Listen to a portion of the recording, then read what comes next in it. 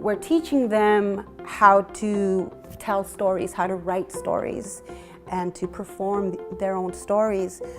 But beyond that, I really think we're giving them the tools that they need to apply into their life so that they can better their lives. And we're using theater as a vehicle for that learning.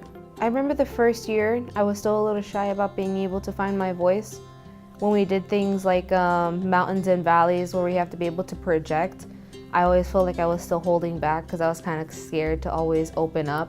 But just that practice and repetition and just little pushes, such as being able to say, I won't be able to hear you, so I need you to project and I need you to be clear about what you're saying. Who are you and why do you hide behind a mask? It's me, your brother, Chacome. That's impossible. My brother's no thief. So I don't know, it's just those simple words got to me on a level saying I need to talk and I need to open up. I like debating on different ideas, combining them, picturing things how it will be. Even if it's nothing there, it's just an empty room, right? And you can picture there's a unicorn in the background, or there's a griffin flying in the air, and you can use that with your imagination, your creativity. And that's what I feel is very powerful with this program, because kids who've gone to hell and back can use their creativity that they've always wanted to. When you have a little spark of motivation, it keeps you alive, and I think that's what it did for me. It kept me alive. And I mean, it's just amazing what love, it's amazing what commitment and pouring into a child, an impressionable child, a vulnerable child. It's amazing what that experience can do to a child and how it can shape them. It can shape their minds. It was during one of the toughest times I can say growing up. It was one of the roughest moments my family were having emotionally. So when I was there, it was kind of a complete opposite atmosphere. Because at home I felt so alone and secluded. My mom, me and my brother, we moved to California when I was 4. And basically we grew up homeless. And so a lot of the struggle was just finding out where we were gonna sleep that night. It was really, really tough. And growing up in Highland Park, my whole family's dad's side were involved in gangs. So I see myself was dead in a wheelchair in prison. That's literally what I saw myself. And growing up, I always had this desire of being an actor. I'm like, how do I become an actor? I want to be an actor.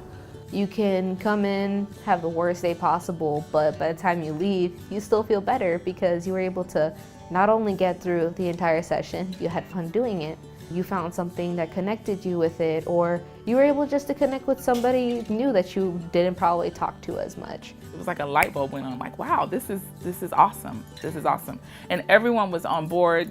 There were no fights. There was no arguments. Everyone kind of just all melted in together. And it was so much unity. It was beautiful. And when you go inside juvenile hall, there's this, when you grow up in a gang mentality, there's this vibe that you shouldn't talk to different race or different culture. But when you bring them all together, you just see there's no judgment, there's no race, there's just the humankind. That takes a lot of courage and trust. If you don't trust the ensemble, then you're not going to be able to do that. It becomes very transformational in that they're sharing something really personal with this person who, 2 months ago they thought was their enemy.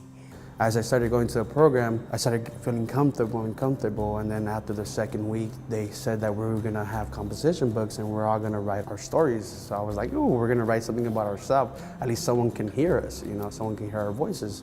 And I was like, what? I get to write? I get to do the wardrobe? We get to participate with the lighting? We get to work directly with the people who have been doing this for forever? The directors and the filmmakers and the writers in the industry.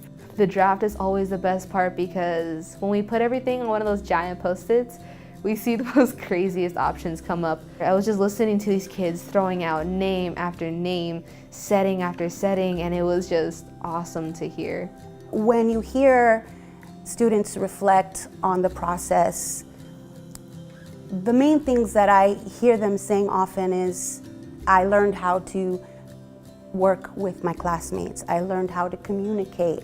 I felt safe here. I felt that I could express my opinion. I feel less shy.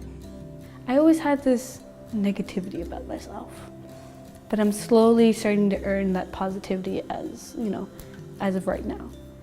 I used to think that, oh, no one's gonna wanna, see me on stage, like see me sing and whatnot. But now that I got my chance in the spotlight, I changed immediately.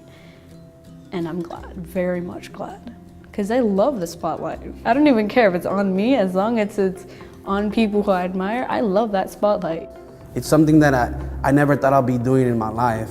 And when I had the opportunity, it just made me feel as a human being, made me feel that I was wanted, that I was loved. Your voice matters. You're talented, you're worthy. And in that moment, that's when I realized I want to continue acting and I want to work with others and I want to create something, because as mythical as we made it, it still felt so real.